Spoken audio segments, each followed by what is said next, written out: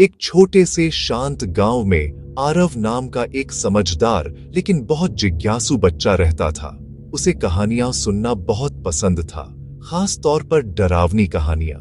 उसके गांव के बाहर एक पुराना स्कूल था जो कई सालों से बंद पड़ा था। खिड़कियां टूटी हुई थीं, दीवारों पर बेलें चढ़ी थीं और दरवाजा हमेशा चरमराता रहता था।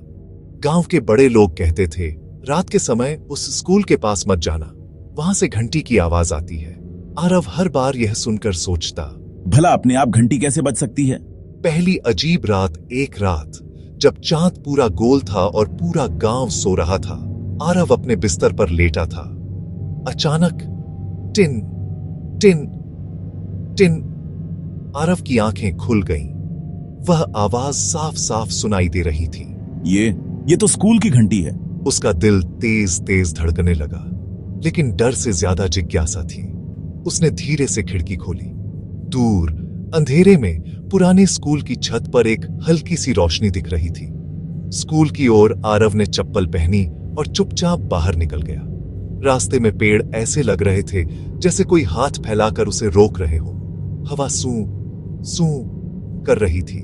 जैसे ही वह स्कूल के पास पहुंचा, टिन टिन टिन घंटी और तेज बजने लगी। अचानक चर्र, स्कूल का दरवाजा अपने आप खुल गया। आरव पीछे हटना चाहता था, लेकिन पैर जैसे जमीन से चिपक गए हों। अंदर का रहस्य, स्कूल के अंदर अंधेरा था। फर्श पर धूल, दीवारों पर पुराने नक्शे और कोने में टूटी हुई बेंचें। तभी उसे किसी के रोने की आवाज आई। कौन है? आरव ने कांपती आवाज में पूछा। धीरे धीरे सामने से एक छोटा सा भूत निकला। उसकी आंखें बड़ी बड़ी थीं, चेहरा उदास था और वह बिल्कुल भी डरावना नहीं लग रहा था। डरो मत, मैं किसी को नुकसान नहीं पहुंचाता। भूत की कहानी? भूत ने बताया, जब यह स्कूल बंद हुआ मैं यहीं रह गया। सब चले गए, कोई दोस्त नहीं बचा। मैं अकेला हूँ, इसीलिए घंटी बजाकर लोगों को बुलाने की कोशिश करता हूँ। आरव को डर नहीं लगा, उसे दया आई।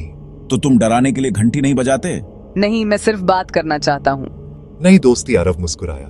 डराने से दोस्त नहीं मिलते, दोस्त बनने के लिए बात करनी पड़ती है। भूत की आंखों में चमक आ गई। क्या तुम मेरे दोस्त बनोगे? आरव बोला।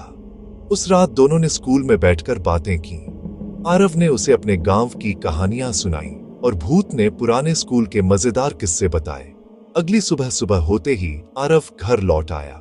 उस दिन के बाद घंटी फिर कभी नहीं बजी।